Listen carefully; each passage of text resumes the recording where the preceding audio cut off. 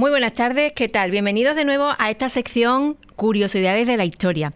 Como hemos venido haciendo durante estas últimas semanas, pues estamos conociendo diferentes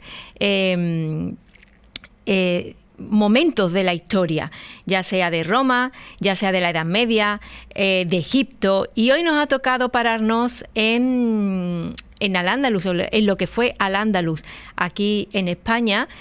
Y bueno, vamos a conocer un poco la historia de ese momento en España. Yo creo que es interesante conocerlo y bueno, para eso estamos aquí, ¿no? Pasamos un ratito ameno y así, bueno, pues conocemos un poquito de historia, que nunca viene mal. Así que hoy, como ya digo, vamos a hablar de ese momento de la historia donde, bueno, los musulmanes estuvieron aquí en España y también del legado que dejaron, porque sin duda, bueno, pues fue también un movimiento cultural y dejaron palabras y dejaron tanto en todo lo que tiene que ver con los haceres del campo y con la agricultura, quería decir, y con muchas cosas más. Así que vamos a conocer un poco esta cultura y también, bueno, lo que supuso para España. La historia de Al-Ándalus. Aunque la palabra Al-Ándalus tenga distintos matices en las fuentes árabes, el concepto de Al-Ándalus remite al territorio de la península ibérica que se encontraba bajo poder musulmán, que se extiende entre los años 711 a 1492. Dependiendo del momento, ocupó más o menos extensión de la península ibérica. En sus inicios, en el siglo VIII, ocupó gran parte de la península e incluso traspasó los Pirineos, y luego experimentó una disminución progresiva o lenta, acelerada, dependiendo, hasta el final del Emirato Nazarí de Granada en el 1492, que fue cuando llegaron los reyes católicos. También se descubrió América en aquel momento y bueno, ahí empezó la reconquista. El Emirato y Califato Omeya. Vamos a empezar por ahí. Cuando surgió la civilización islámica a inicios del siglo VII, se extendió tanto a Oriente como a Occidente. A principios del siglo VIII, en el año 711, penetraron en la península ibérica, procedentes del norte de África, una serie de grupos y familias árabes venidas del este, así como grupos bereberes del Magreb, que paulatinamente se asentaron en tierras de Al-Ándalus. Durante la segunda mitad del siglo VIII se produjo en el Imperio Islámico una ruptura dinástica que terminó con los omeyas, que gobernaban en Damasco, para entronar a los abasíes, que se asentaron en Bagdad. Un príncipe omeya huido de Damasco, Abderramán, llegó a Al-Ándalus y formó un nuevo estado con base en Córdoba, el Emirato, independizándose de la política bagdadí. 8 emires se sucedieron en Al-Ándalus entre los años 756 y 929, en una época brillante culturalmente, aunque también con algunos periodos de cierta inestabilidad, hasta que Abderramán III decidió fundar un califato, declarándose emir al-Mu'minin, príncipe de los creyentes, significaba, lo cual le otorgaba, además del poder terrenal, el poder espiritual sobre la Umma, la comunidad de creyentes, y por tanto independizándose por completo de Oriente. Durante el gobierno de este califa y de su sucesor, Al-Hakam II, se vivieron algunos de los momentos de mayor esplendor cultural de Al-Ándalus. Su corte albergó a grandísimos científicos, poetas, filósofos, y durante estos años se construyeron y ampliaron grandes obras de la arquitectura de Al-Ándalus, como la ciudad palatina de Madinat al-Zahara, en Córdoba, Medina Zahara, como la conocemos ahora, o la mezquita de Córdoba. A su vez, mantuvieron contactos con los grandes cortes del momento, tanto del mundo islámico como con Bizancio y otros poderes europeos. Los reinos taifas. Después de más de 20 años de fitna, que significa guerra civil, se abolió el califato omeya. Diversas provincias y jefes locales de Al-Ándalus se independizaron y crearon cortes que rivalizaron con Córdoba en esplendor. Algunas de las grandes familias árabes bereberes y muladíes quisieron hacerse con las riendas del país, o al menos de su ciudad, surgiendo los reinos de taifas, y se erigieron en dueños y señores de las principales plazas. Destacaron los gobernantes de Toledo, Zaragoza, Granada, Almería o Sevilla, entre muchos otros. En esta última corte destacó el rey poeta Al-Mutamid, que murió exiliado en la ciudad de Ahmad, cerca de Marrakech. Frente a los reinos de taifas, el avance cristiano obtuvo grandes victorias, como la protagonizada por Alfonso VI, y cuando en el año 1085 se hizo con la ciudad de Toledo. Ciudad de Toledo, que siempre se la ha llamado la ciudad de las tres culturas, porque allí pues convergían la cultura cristiana, la musulmana y la judía. Los almorávides y almohades. Mientras a finales del siglo XI en el Magreb occidental surgió un nuevo movimiento político y religioso en el seno de una tribu bereber del sur, los Lamtuna, que fundaron la dinastía almorávide. En Al-Ándalus, los reinos de taifas, ante el empuje cristiano, pidieron ayuda a los almorávides, que habían fundado la ciudad de Marrakech en torno al año 1070. Encabezados por Ibn Tashufin, penetraron los almorávides en la península e infligieron una serie de derrotas a las tropas de Alfonso VI en Sagrajas. Pronto conseguirían acabar con los reyes de taifas y gobernar Al-Ándalus. Sin embargo, durante su gobierno los cristianos obtuvieron importantes avances, conquistando Alfonso I de Aragón, Zaragoza en 1118.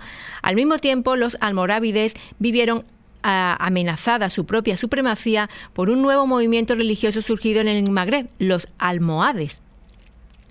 Esta nueva dinastía se generó en el seno de una tribu bereber procedente del corazón del Allah que estaba encabezada por Ibn Tumar.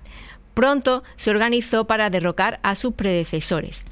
También desde Marrakech gobernaron y se hicieron con las riendas de Al-Ándalus, dotándolo de cierta estabilidad y prosperidad económica y cultural. Fueron grandes constructores y también se rodearon de los mejores literatos y científicos de la época. En Al-Ándalus instalaron su capital en Sevilla. Esta dinastía empezó su declive a partir de 1212 con su derrota en la batalla de las Navas de Tolosa frente a los ejércitos cristianos de Aragón y Castilla. La dinastía nazarí. El reino de Granada, con la dinastía nazarí, fue el último territorio musulmán de la península ibérica, aunque sus límites fueron cambiando. Se extendió por las provincias actuales de Granada, Málaga y Almería, además de algunos territorios de las de Sevilla, Cádiz y Jaén. Durante 250 años se mantuvo pese a su fragilidad política. Su más relevante testimonio es el conjunto monumental de la Alhambra y el Generalife, que es una auténtica maravilla. Si no lo han visitado y tienen la oportunidad, visítenlo, porque yo lo visité, la primera vez que yo lo visité, yo me quedé alucinada, maravillada. Ya lo he visitado en más ocasiones, creo que 2 veces más, y bueno, es precioso, pero la primera vez que yo visité la Alhambra, yo me quedé impactada. Es una auténtica maravilla. Y los jardines del Generalife, por supuesto. En el año 1492, el último rey nazarí, Boabdil, vencido por las tropas cristianas, entregó la ciudad de Granada y cruzó el estrecho, instalándose en Fez. Bueno, pues esta es la historia resumida, por supuesto, el tiempo que pasó aquí la cultura musulmana y de las conquistas, las reconquistas, las luchas de poder, en fin, todo eso. Y ahora nos vamos al legado lingüístico y cultural. La presencia de palabras árabes en español, la base de nuestro idioma es latina, pero tenemos más de 4.000 palabras de procedencia árabe en nuestro diccionario. Y bueno, sería extensísimo ocuparse de este asunto. Por ejemplo, Ahora vamos a hablar de las costumbres y gastronomía heredadas. El azúcar, tal y como la conocemos hoy, es también cosa de ellos, de esta cultura. La sandía, el melón, el arroz con leche, bueno, que eso es mi delirio y mi perdición. Los turrones. Bueno, pues la agricultura de regadío experimentó un avance notable con la presencia islámica en territorio ibérico. La berenjena fue tan popular que a las comidas de mucho gentío y bullicio se le llamó berenjenales. Sin duda, esta es una de las herencias más ricas que nos ha legado los musulmanes nuestras palabras, por supuesto. Yo no sabía que el arroz con leche venía de la cultura musulmana. Bueno, pues yo agradecida, porque es que a mí es mi postre favorito. Contribuciones científicas y agrícolas. De los romanos también tomamos sus números, pero estos solo tienen un par de usos en la actualidad. En cambio, los números y nuestra manera de contar actuales es la de los musulmanes. Muchos de los temas que aprendemos en las matemáticas del colegio son invención árabe. Grandes eruditos en esta ciencia, así como de la medicina, como Averroes y Avicena, el primero nacido directamente en Córdoba, la filosofía, medicina y la higiene tomaron una nueva dimensión. Vamos con las innovaciones agrícolas y técnicas de riego. La herencia musulmana en España también se refleja en las innovaciones agrícolas y las técnicas de riego que transformaron el paisaje ibérico. Los musulmanes introdujeron nuevos cultivos como el arroz, la caña de azúcar y los cítricos, que diversificaron la producción agrícola y mejoraron la alimentación de la población. Las técnicas de riego desarrolladas por los musulmanes, como la acequia y los sistemas de canales, permitieron un uso más eficiente del agua, especialmente en las regiones áridas del sur de España.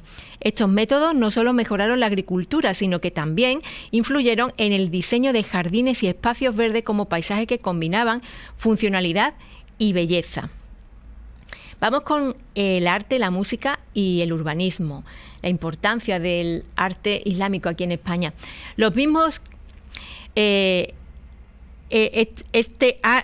arte y la música y el urbanismo, bueno, pues nos referimos al arte musulmán como obras con símbolos mundiales que identifican a España, la Mezquita de Córdoba, la Alhambra de Granada o la Giralda de Sevilla. Eso forma parte del arte de esta cultura. La influencia también de la música, el urbanismo, juegos como el ajedrez, uno de los momentos de mayor y esplendor cultural a nivel mundial.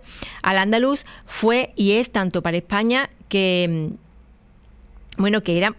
esos juegos pues vienen ahí, son muy importantes y es un elemento que está irremediablemente unido ya a nosotros, y yo creo que a nivel mundial, ¿no? Porque quién no conoce el ajedrez y, por ejemplo, ¿no? Vamos con la influencia en la navegación y los descubrimientos. Uno de los procesos históricos más destacados por parte de aquellos que quieren conocer esta historia del pasado español suele ser el de los descubrimientos y expediciones marítimas de los siglos XV y XVI. Por ejemplo, entre comillas, ¿no? Aparece aquí el descubrimiento de América y la primera vuelta al mundo se realizaron haciendo uso de la brújula, el astrolabio, la carta náutica y la vela latina, elementos perfeccionados y difundidos por esta cultura. La introducción también del papel como material de escritura. El papel, un invento oriental, se introdujo en Europa, curiosamente, por el occidente, ya que los musulmanes difundieron su fabricación y uso desde la península ibérica. Un material que revolucionó los soportes de escritura y acabó relevando el pergamino por su flexibilidad y su mayor facilidad de conservación. Fue un elemento determinante para la expansión de los libros y, en definitiva, para el intercambio del conocimiento. Y bueno, aquí se hace la referencia donde se han escogido para hacer este artículo, que nosotros lo conocemos gracias a Muy Interesante, de la revista Muy Interesante Digital, y ellos pues han obtenido información del libro, uno de los libros de Slava Galán, Califas, Guerreros, Esclavas y Eunucos, de la breve historia del Al-Ándalus de Martos y La oposición, un relato sobre la invención de la historia del reino Cordelia de Mateo Sagasta. A ver, yo de estos escritores yo recomiendo muchísimo porque es que yo lo adoro cómo escribe a Eslava Galán, a Juan Eslava Galán. Para mí es uno de los mejores escritores de España. Te introduce en la historia de una manera tan divertida, con una ironía, con un humor, que de verdad lo recomiendo muchísimo. Yo ya me he leído varios libros de él. Tengo otros cuantos pendientes, pero es que leer a Eslava Galán es un auténtico placer. De verdad que lo recomiendo muchísimo. Bueno, pues ya hemos conocido una parte más de la historia, en este caso de España, y espero que les haya interesado y que les haya gustado. Volveremos con más historia, por supuesto que sí, volveremos, vamos a ver si conocemos algo de cuando los visigodos estuvieron aquí, por ejemplo, los fenicios, pues diferentes culturas que han pasado por aquí, por la piel de toro, como se suele decir. Y nada, que gracias por estar ahí.